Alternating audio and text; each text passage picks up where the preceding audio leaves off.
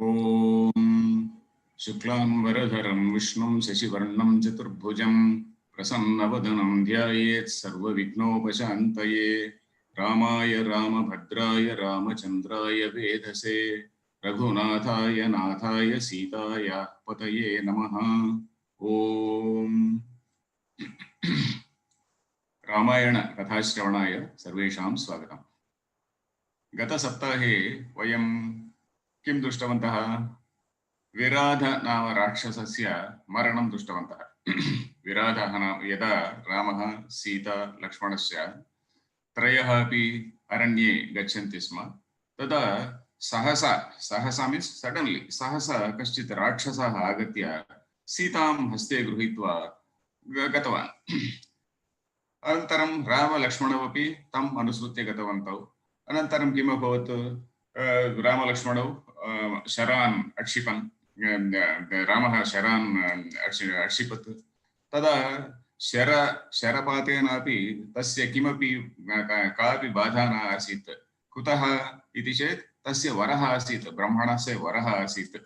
अतः सः किम् अकरोत्? सीतां पार्श्वे स्थापयित्वा रामलक्ष्मणौ हस्ते गृहीतवान्, हस्ताभ्यां गृहीतवान्। तदा रामलक्ष्मणौ अकुरुतां रामः तस्य दक्षिणं बाहु छेदनं कृतवान्, लक्ष्मणः तस्य वामबाहुः छेदनं कृतवान्। That is Ram chopped off his left right shoulder and Lakshmana chopped off the left shoulder. तथापि सः न मृतः, even then he didn't die because एवं वरः आसीत् तस्य। अतः स एव सूचितवान्, अहम् इदानीं जानामि भवान् रामः एव, भवान् साक्षात् नारायणः। यदि अहम् इदानीं मरिष्ये तदा मम शाप विमुक्तिः भवेत्, अतः मां गर्ते स्थापयतु इति। सो they dig a pit. गर्ता means dig a pit, गर्ते स्थापयतु इति। सो तं गर्ते स्थापयित्वा तत्र पिहितवन्तौ। अनन्तरं सः स्वरूपं प्राप्तवान्। सः यक्षः, विराधः वस्तुतः यक्षः। In reality he was a यक्षः। कुबेरस्य शापवशात् सः राक्षसः जातः। एवं इयं कथा वयं श्रुतवन्तः गतसप्ताहे। इदानीम् अनन्तरं किं भवति इति द्रष्टव्यम्। अनन्तरं किं भवति? अनन्तरं रामः अगस्त्यस्य आश्रमं प्रति गच्छति। अगस्त्यः कानिचन अस्त्राणि ददाति। अनन्तरं यदा ते तत्र आश्रमे वसन्ति तदा शूर्पणखा अपि आगच्छति। इयं कथा इदानीं शृणुमः। इदानीम् अहं टेक्स्ट् शेर् करिष्यामि, कथा शेर् करिष्यामि।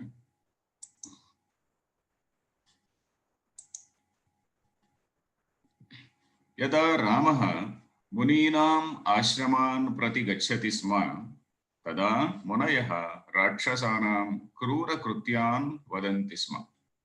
अरण्ये तेषु दिनेषु, पुरातनदिनेषु अरण्ये मुनयः वसन्ति स्म। किमर्थं मुनयः वसन्ति स्म? तत्र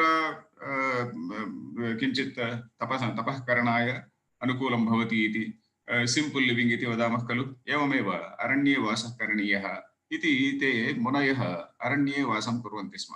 तदा किम् अभवत्? तदा कदा राक्षसाः आगत्य तेषां पीडनं कुर्वन्ति स्म। राक्षसाः इत्युक्ते बैड गाइस् इति चिन्तयन्तु, बैड गाइस् इति।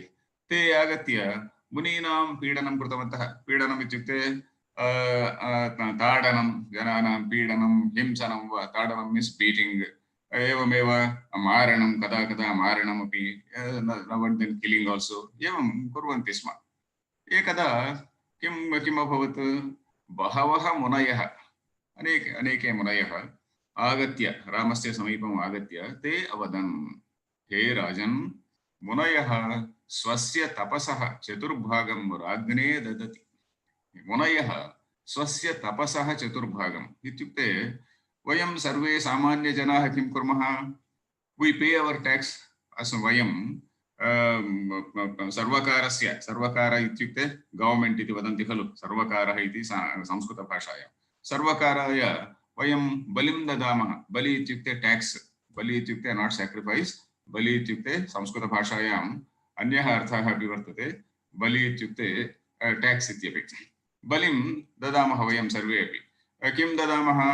1/6 of our income or whatever it is, balim dadhamah. एवमेव मुनयः किं ददति? मुनीनां समीपे किमपि न वर्तते. मुनयः अरण्ये वसन्ति. मुनीनां समीपे किमपि नास्ति. तेषां समीपे केवलं तपोधनं वर्तते. तेषां समीपे तपोधनं, their power of austerities, तपोधनं वर्तते. तपोधने एव राज्ञः भागं ददति ते. तपोधनस्य भागं चतुर्थभागं वा षड्भागं वा ते ददति.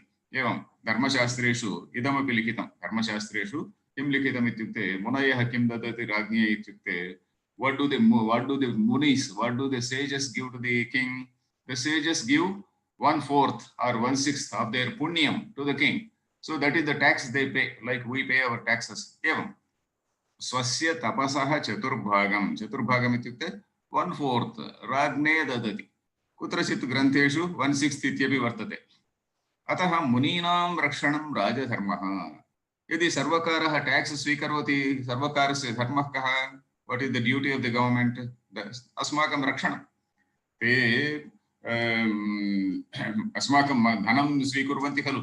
Government takes our money. अतः अस्माकं रक्षणमपि सर्वकारस्य धर्मः एव.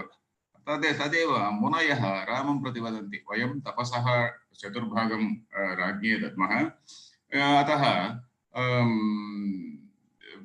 अस्माकं रक्षणं तव धर्मः इति ते अवदन्.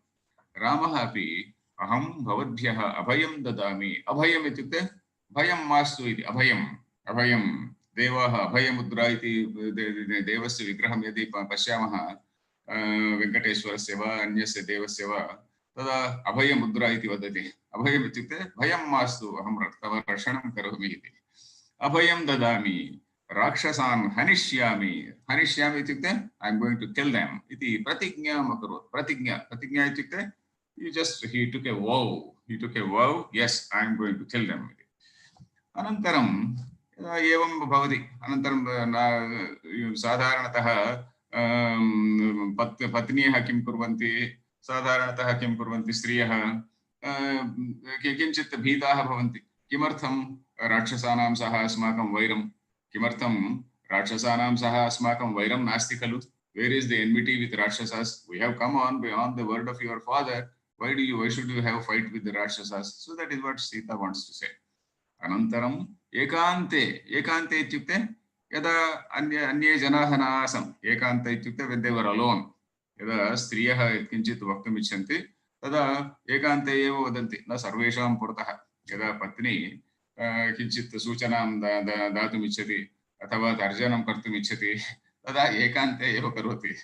तदा सीता मधुरैः वाक्यैः, स्वीट वर्ड्स, मधुरैः वाक्यैः, विथ स्वीट वर्ड्स रामम् अपृच्छत्.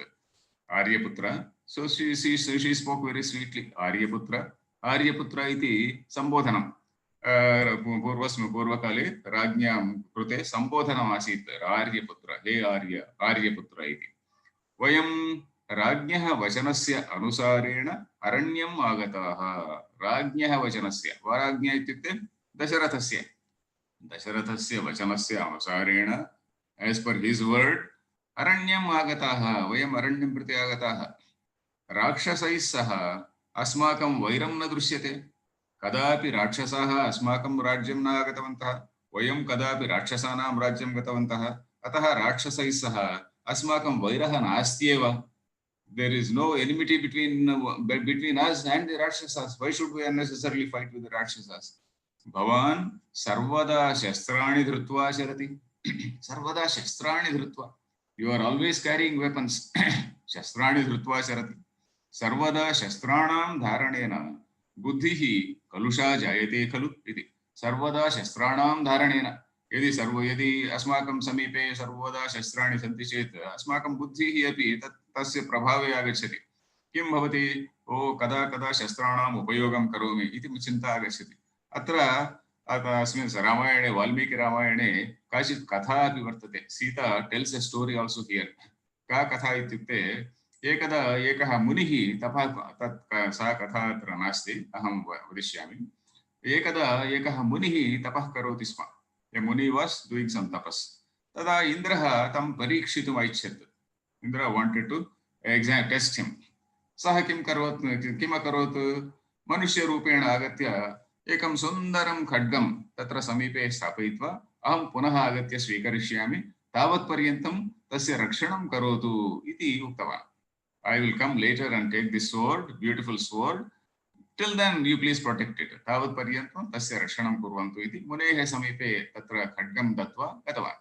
खड्गम् अति सुन्दरम् आसीत्.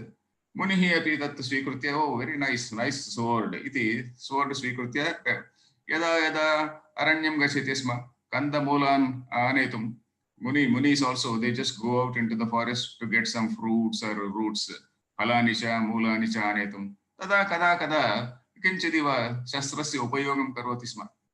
Now and then he used to chop off some trees and tree branches etc. So अतीव सुन्दरं खड्गम् इति शनैः किम् अभवत् शनैः इत्युक्ते स्लोलि एंड स्लोलि शनैः एकः जन्तुः आगतः जन्तोः मारणं कृतवान्. एवमेव कदा कदा जन्तूनां मारणम् इत्यपि सः कृतवान्. तत्र तपश्शक्तिः अपि लुप्ता जाता. तपो भ्रष्टः जातः. तपसः भ्रष्टः जातः means he just deviated from the path of austerity. He became a very cruel person because of the use of sword. एवमेव अस्माकं पोलीस् जनानां समीपे अपि यदि गन् वर्तते चेत् गन् उपयोक्तुं मैण्ड् चिन्तयति, मनः चिन्तयति. गन् नास्ति चेत् बुद्धेः उपयोगं कुर्वन्ति. गन् नास्ति चेत् हस्ते गन् नास्ति चेत् बुद्धेः उपयोगं कुर्वन्ति. They don't have a gun, they use their brain. So immediately if they have a gun, they will use a gun. So एवमेव सीता अतीव उत्तमं वाक्यं वदति तत्र तदार्य कलुषा बुद्धिर्जायते शस्त्रसेवनात् इति वदति. तदार्य कलुषा बुद्धिर्जायते शस्त्रसेवनात् इति सीता वदति. तदेव अहमत्र लिखितवान्. सर्वदा शस्त्राणां धारणेन, if you are always having a weapon with you, the mind gets spoiled. बुद्धिः कलुषा जायते खलु इति. रामः अवदत् देवी त्वं धर्मज्ञा असि. You R A धर्मज्ञा. त्वं धर्मं जानासि. त्वमपि राज्ञः पुत्री न तु सामान्य स्त्री. सीता अपि जनकमहाराजस्य पुत्री खलु. राजधर्मं सापि जानाति. त्वमपि धर्मज्ञा न तु सामान्या स्त्री. त्वं क्षतान् त्रायते इति क्षत्रियः खलु. क्षत्रियशब्दस्य अर्थः कः? क्षतान् त्रायते इति क्षत्रियः. इदं मुख्यं वाक्यं स्मरन्तु. Kshatriya ityukte kshata means somebody who is injured, somebody who is hurt, somebody who is attacked. Kshataan trayate ityukte rakshati. Kshataan janan, piditan janan, arditan janan, tan trayate rakshati iti kshatriyah. Tra dhatoh arthah rakshanam iti. Tra dhatoh arthah mantram mananat trayate iti mantraha khalu evam. Shriti क्षत्रियः खलु. आर्तानां रक्षणम् एव क्षत्रियधर्मः. आर्तानाम् इत्युक्ते पीडितानां जनानां, दुःखितानां जनानां रक्षणं. दुष्टजनाः आगत्य साधुजनान् पीडयन्ति. दुष्टजनाः इत्युक्ते villainous people in the society. There are bad guys. साधुजनान् पीडयन्ति. They come and they harass the good guys, good people. So good rakshanam of good people. Who has to do that? The state has to do that. तदेव आर्तानां रक्षणं क्षत्रियधर्मः. इदानीं क्षत्रियाः इति न सन्ति. इदानीं government अस्ति खलु. इदानीं गवर्नमेंट धर्मः भवति अस्माकं रक्षणम्. एते ऋषयः धर्मस्य रक्षणार्थम् एव तपः आचरन्ति इति अवदत्. एते ऋषयः किं कुर्वन्ति? न तु स्वार्थाय तपः कुर्वन्ति, परन्तु लोकहिताय धर्म तपः आचरन्ति. अस्माकं पूजा समये अपि वयं किं वदामः? सर्वे भवन्तु सुखिनः, सर्वे सन्तु निरामयाः इति वदामः खलु. सर्वे भवन्तु सुखिनः इत्युक्ते किं? सर्वे जनाः सुखिनो भवन्तु. मम तपः फलं सर्वेषां कृते अस्ति, न केवलं मम कृते इति. एवम् अस्माकं तपः सर्वमपि लोकहिताय एव भवति. लोकस्य हिताय, for the welfare of Mankind. all the munis, they do tapas for the welfare of mankind. तो अत एव तेषां रक्षणम् अस्माकं धर्मः इति अवदत्. अनन्तरं किं जातं? ततः ते त्रयः अगस्त्यस्य आश्रमम् अगच्छन्. अगस्त्यः इति कश्चन महान् मुनिः, महान् ऋषिः. कश्यपोऽत्रि भरद्वाज विश्वामित्रस्य गौतमः जमदग्निर्वयः सप्तर्षय भरद्वाजस्य परन्तु अत्र अगस्त्यः महान् ऋषिः अस्ति अगस्त्यस्य आश्रमम् अगच्छन् अगस्त्यः रामाय दिव्यानि अस्त्राणि अददात् किमर्थम् अददात् अगस्त्यः अपि जानाति रामेण रावणस्य वधः भविष्यति इति रामेण रावणस्य वधः भविष्यति शत्रूणाम् अनेकान् राक्षसान् अपि अनेके राक्षसाः अपि हन्तव्याः सन्ति अतः रामाय धनुर्बाणाः दिव्यानि अस्त्राणि आवश्यकानि इति अवश्यं सः अगस्त्यः जानाति Agastya knows that Rama needs all these weapons in order to kill Ravana and other Rakshasas. अनन्तरं सीतां दृष्ट्वा त्वं रामेण सह अरण्यम् आगत्य दुष्करं कृतवती इति ताम् अभ्यनन्दयत्. He also admired, he also complimented Sita. Oh, you have done a great thing. सीतां दृष्ट्वा त्वं रामेण सह अरण्यम् आगत्य, you have come to forest along with your husband. Dushkaram, dushkaram is very difficult thing, very difficult task. Dushkaram, dukkhena kartum yogyam, dushkaram krutavati. Now, usually people do not do. You have done a great thing. Iti tam abhyanandayat means abhinandanani iti vadamah khalu. Oh, very nice. You have done very well. I am happy with it. Iti abhinandanam ityukte. We say, oh, I am very, very happy. Evam. Ramam uddishya प्रतिज्ञां परिपाल्य सुखेन राज्यं प्राप्स्यसि इति भविष्यवाणीम् अवदत्. रामम् उद्दिश्य रामं दृष्ट्वा किम् अवदत्? प्रतिज्ञां परिपाल्य. प्रतिज्ञा इत्युक्ते I will stay in the forest for 14 years इति प्रतिज्ञा अस्ति खलु. तां प्रतिज्ञां परिपाल्य you will fulfill that. परिपालनम् इत्युक्ते fulfill. प्रतिज्ञां परिपाल्य you will fulfill that प्रतिज्ञा and then सुखेन राज्यं प्राप्स्यसि. Happily you will get back your kingdom. Sukhena rajyam prapsyasi. Iti bhavishyavani. Bhavishyavani ityukte foretell. Bhavishyam ityukte future, isn't it? Bhavishyavani. Vani ityukte vachanam. Vani ityukte vachanam. Bhavishya vachanam ityukte bhavishya kale kim bhavishyati kale kim bhavati athava kim bhavishyati iti ऋषयः मुनयः जानन्ति. सः एवम् अवदत्. समीपे पञ्चवटी नाम रम्यं स्थलं वर्तते. समीपे एव न अतिदूरे. One Panchavati. Panchavati iti kim? Panchavati. 5 Vatavrukshas. Vatavruksha means banyan tree. Panchavati iti prayaha Pancha Vatavrukshaha asam ativa ramyam sthalam asit. Tatah prak kutra nyavasante te kutra nyavasante tatah prak तत्र चित्रकूटे अवसन् खलु. रामः सीता लक्ष्मणः चित्रकूटे न्यवसन्.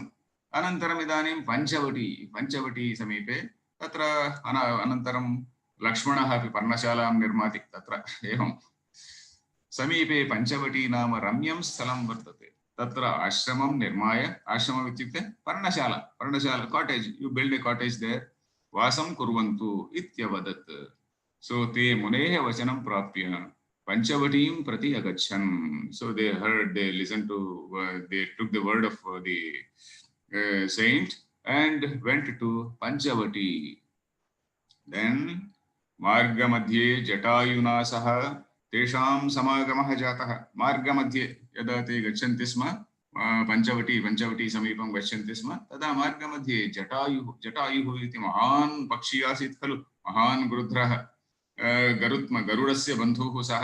गरुडस्य गरुत्मान् गरुडः वयं जानीमः खलु. गरुडः कः? महाविष्णोः वाहनं. महाविष्णोः वाहनं कः इत्युक्ते गरुडः एव. एवं गरुडस्य बन्धुः इत्युक्ते गरुडस् relative is this Jatayu, very very mighty bird.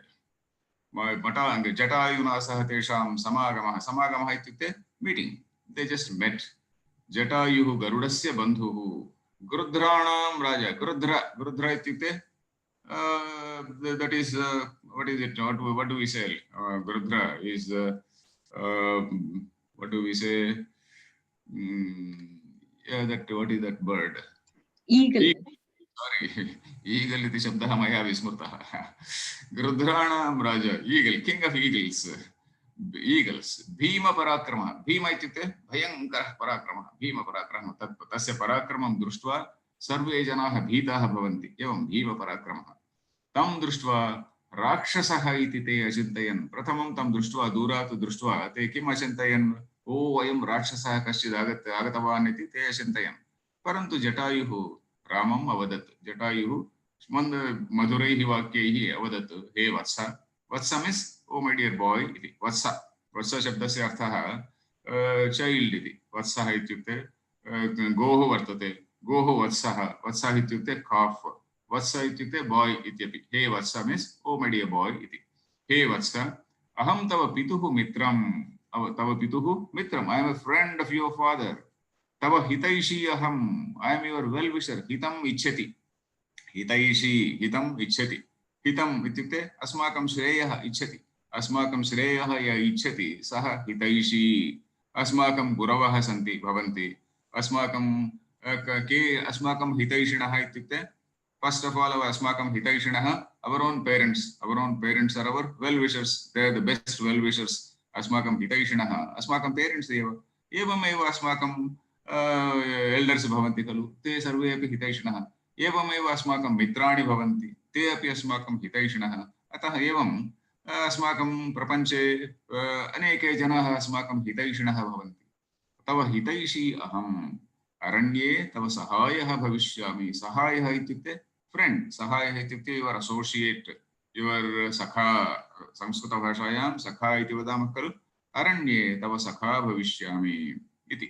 रामः सन्तोषेण जटायुम् आलिङ्ग्य, सो हि एम्ब्रेस्ड् जटायु, आदरेण सह मैत्रीम् अङ्गीकृतवान्, तस्य मैत्रीम् अङ्गीकृतवान्। सो हि accepted his friendship. Jatayu is a mighty bird. So it said, I am going to be your friend. Okay, yes, be my friend. Panchavatyam Lakshmanaha Ramyam Parnashalam Nirmitavan. Panchavatyam ityukte Panchavati shabdasya saptami vibhakti. Panchavatyam, in that Panchavati, Lakshmanaha Ramyam Parnashalam Nirmitavan. He is very good in constructing Parnashalas. Even earlier also he builds Parnashala. So te त्रयः अपि सन्तोषेण न्यवसन्, न्यवसन् इत्युक्ते निवासम् अकुर्वन्। ते त्रयः अपि सन्तोषेण निवासम् अकुर्वन्। They just happily lived there.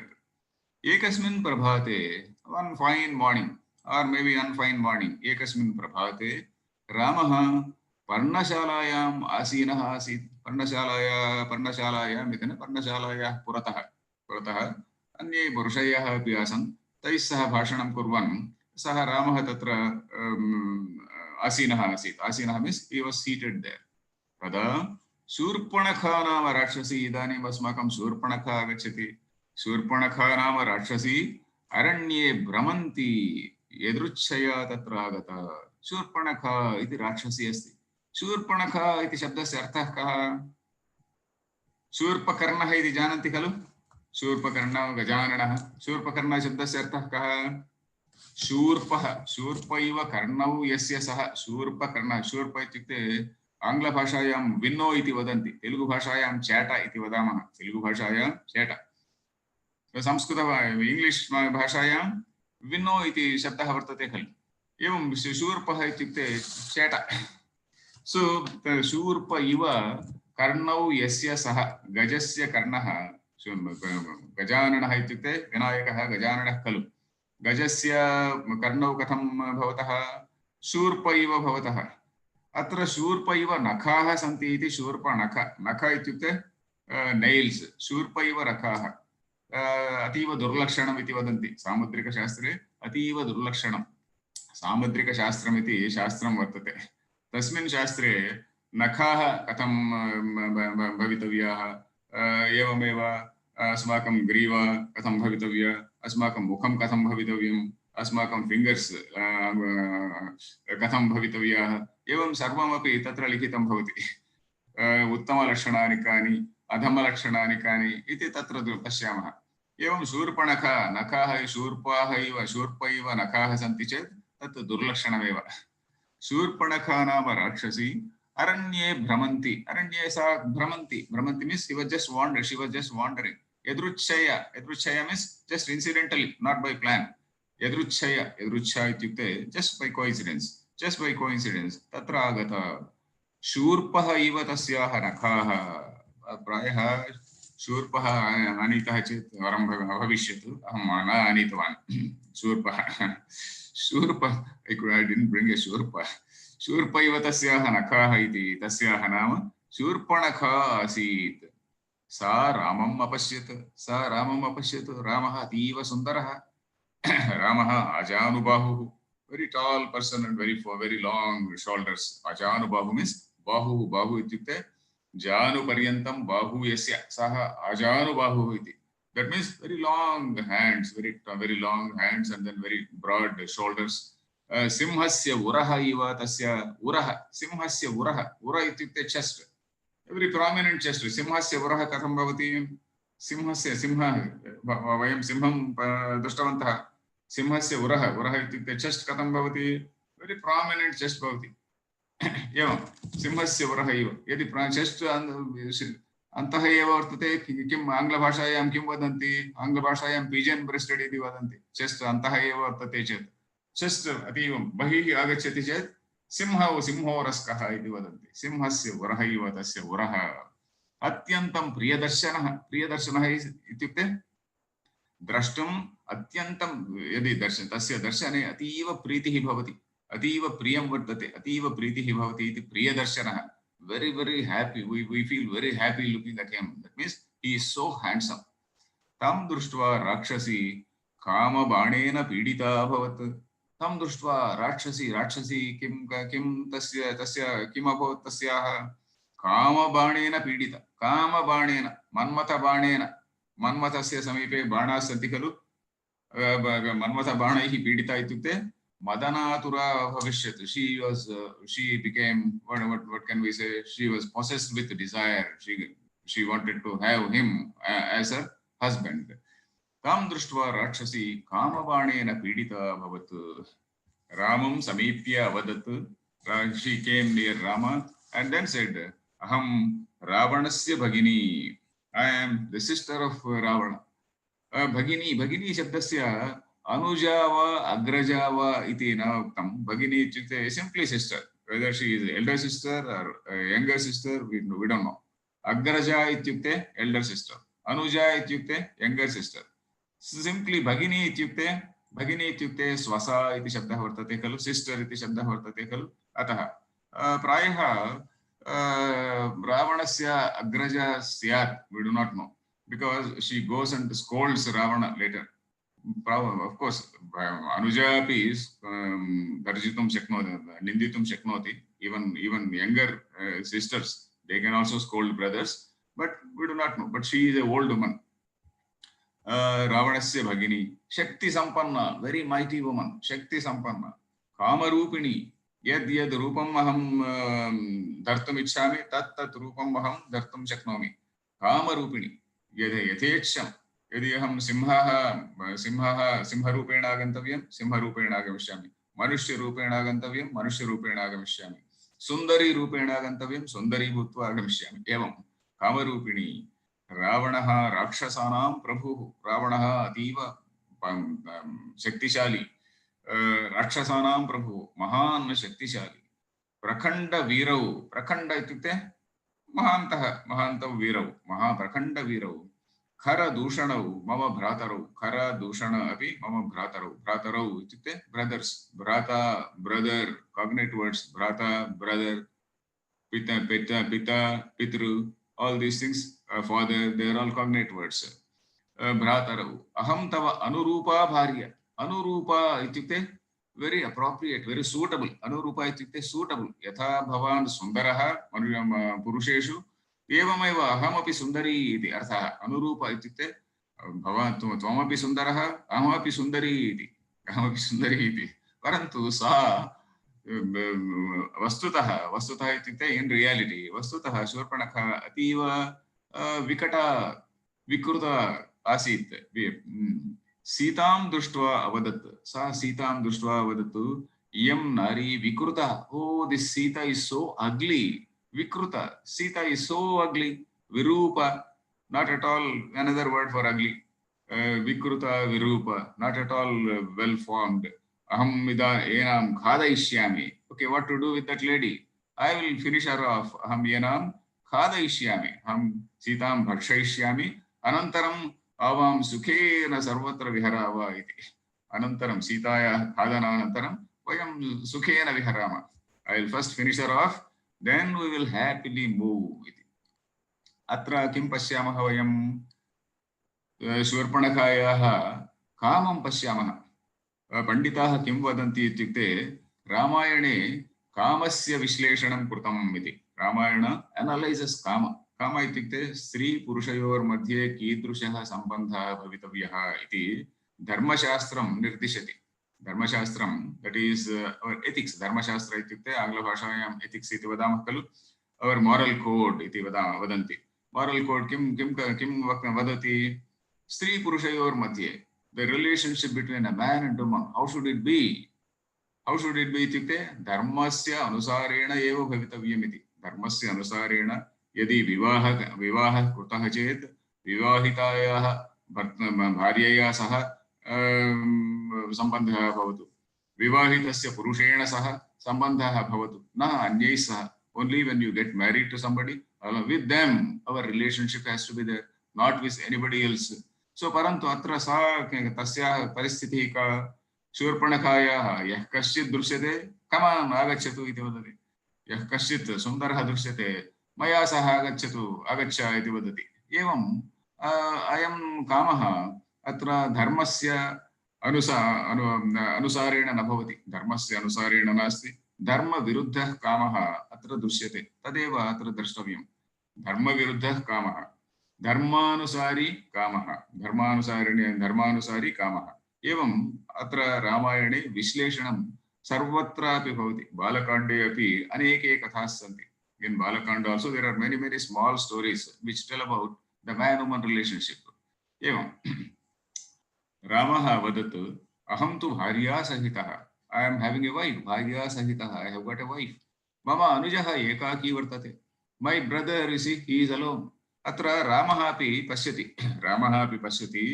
अयं वृद्धा नारी आगत्य अहं सीतां भक्षयिष्यामि इति यदा वदति, तस्याः किमपि सः न अङ्गीकरोति, मधुरवचनैः सह न अङ्गीकरोति इति किञ्चित् हास्यं करोति। मम अनुजः एकाकी वर्तते, तं प्रति गच्छ इति। Oh he is alone, you go there. लक्ष्मणः वदत्, अहं रामस्य सह इमिडियेट्ली झटिति लक्ष्मणस्य समीपे गच्छति। अर्थः कः? यः कश्चित् सुन्दरः पुरुषः लभ्यते चेत् तस्य समीपं गच्छामि इति तस्याः सिद्धान्तः। एवं her philosophy is whoever is handsome, I'll just go with him. एवं लक्ष्मणः अवदत्, लक्ष्मणः said, अहं रामस्य दासः, I am a servant of Rama. रामस्य दास इत्युक्ते अनुचरः, सर्वेंट इत्युक्ते दासः, सर्वेंट टु स्लेव् इति न स्वीकर्तव्यं। दासशब्देन स्लेव् इति अर्थः न। दास इत्युक्ते I am a devotee, I am so devoted to him. दास शब्दस्य अर्थः I am devoted to him, not to slave or anything. अहं रामस्य दासः, दासेन सहं कथं जीविष्यसि? I am just subordinate to him, I am his follower. How can you live with a subordinate? You are such a great king's sister इति। सा अतीव क्रुद्धा जाता, so she got very angry. क्रुद्धा, क्रोधेन पूरिता, क्रोधः इत्युक्ते anger, क्रोधेन पूरिता क्रुद्धा। सीतां भक्षयिष्यामि इति वदन्ति, सीतायाः उपरि धावितवती। I will finish off this Sita. It is only because of Sita you are not coming with me. I will finish her off. I will finish her off so that you will be my husband. Otherwise, I will abduct you also. So, Sitam Bhakshayishyami iti vadanti. Sitayaha upari dhavitavati. Dhavitavati means she just ran towards that Sita. So, probably Sita was sitting somewhere nearby. And then she just ran towards Sita. Then Ramaha jhatiti tam nigruhitavan. Jhatiti ityukte quickly. Jhatiti. Jhatiti ityukte avilambena. Vilambam vina. Very quickly, without delay, he stopped her. Lakshmana tasya karnayoho nasikayascha chedanam akarot. Lakshmana immediately, because a woman should not be killed, but she has to be only driven away. So she is a demon. She is also a rakshasa. So Lakshmana tasya karnayoho nasikayascha chedanam akarot. That is, she cut off her nose and also her ears. Shurpanakha raktamukhi. Raktamukhi means her face with blood. Raktamukhi, raktena puritam mukham asit.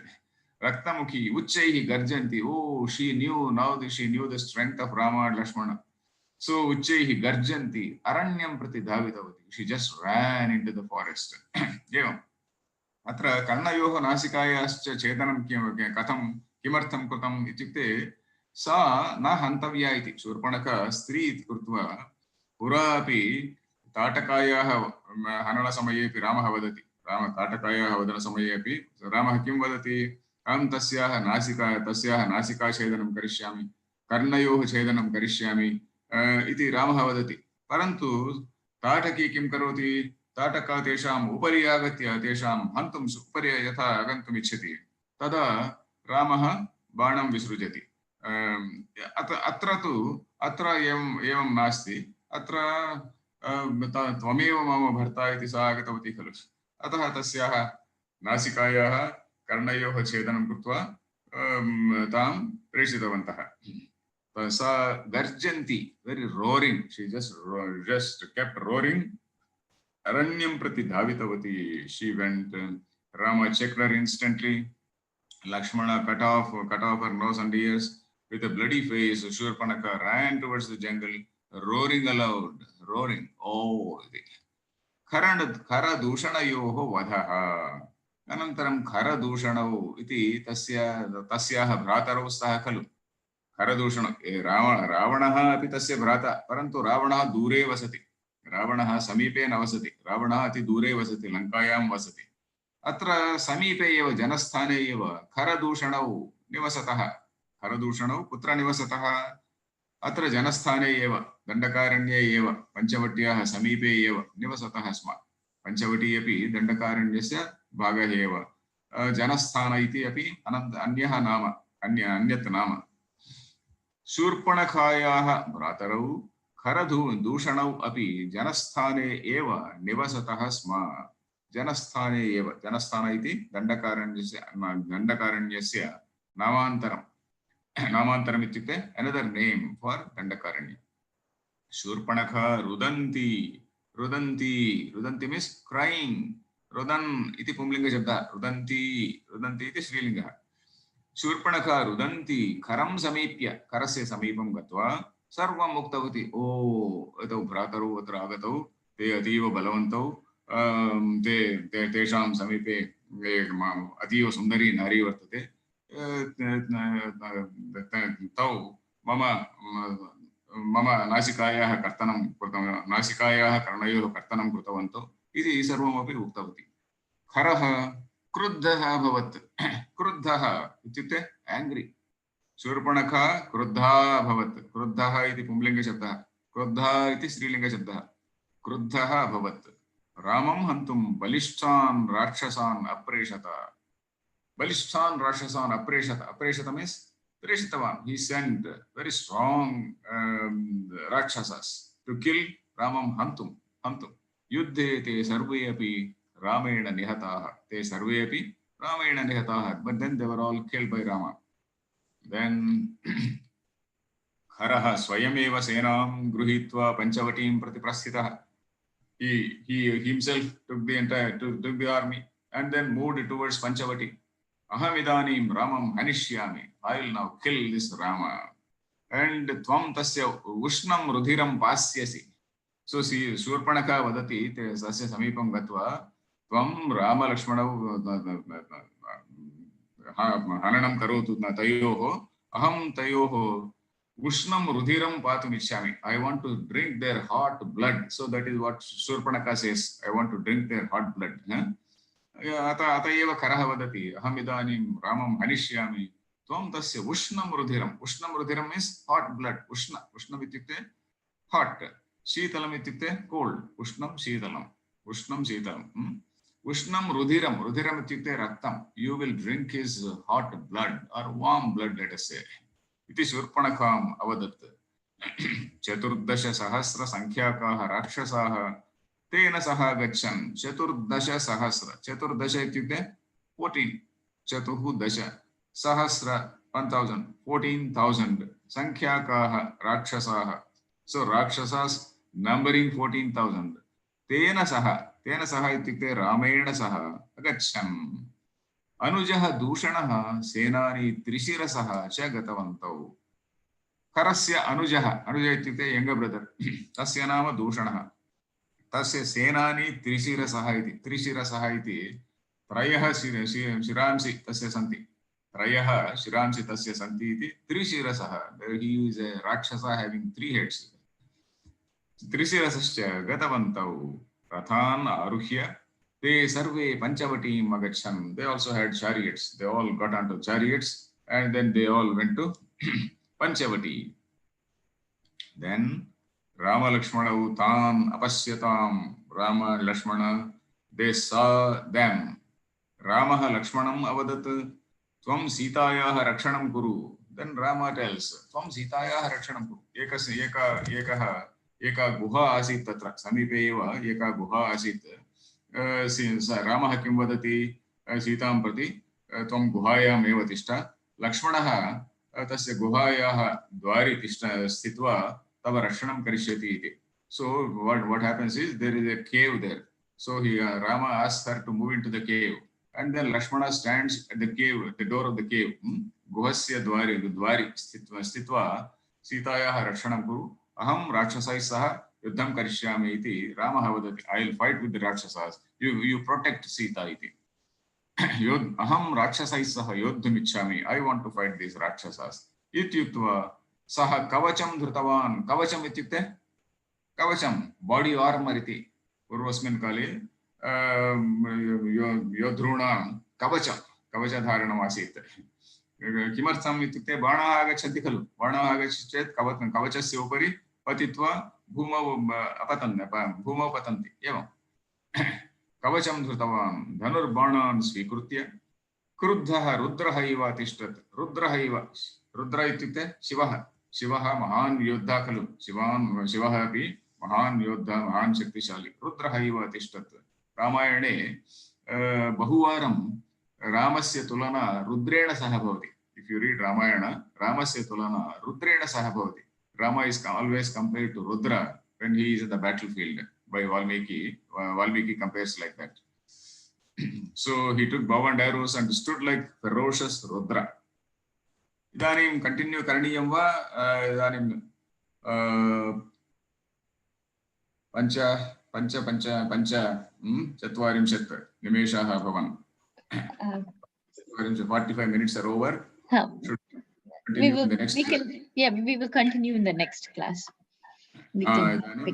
Haradushana yosaha युद्धः इदानीं चतुर्दश सहस्रं राक्षसाः अत्र आगताः. तैः सह युद्धं भवति इदानीम्. अतः प्रथमं कश्चित् आगच्छति. प्रथमं कः आगच्छति? प्रथमः दूषणः आगच्छति. अनन्तरं त्रिशिरसः अनन्तरं खरः आगच्छति. एवं किञ्चित् अस्ति, परन्तु अनन्तरं अग्रिमसप्ताहे वयं पठामः. अत्र अद्य किं दृष्टम् इत्युक्ते अद्य केवलं शूर्पणखा दृष्टा. तस्याः कामः धर्मविरुद्धः कामः इति अस्माभिः ज्ञातव्यं. धर्मविरुद्धः कामः धर्मानुसारी कामः. एवं कामः अपि धर्मानुसारी कामः अंगीकृतमेव. धर्मशास्त्रेण अंगीकृतमेव. धर्मशास्त्रे अंगीकृतमेव, परन्तु धर्मविरुद्धं कामः न अंगीकृतः एव. प्रश्नाः? Any questions? No?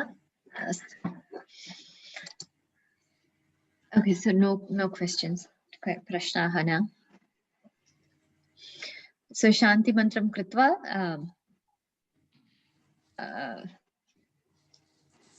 वयम् एण्ड् करिष्यामः इदानीम्. ॐ सर्वे भवन्तु सुखिनः, सर्वे सन्तु निरामयाः, सर्वे भद्राणि पश्यन्तु, मा कश्चित् दुःखभाग् भवेत्. ॐ शान्ति शान्ति शान्तिः. धन्यवादः. पुनर्मिलामः.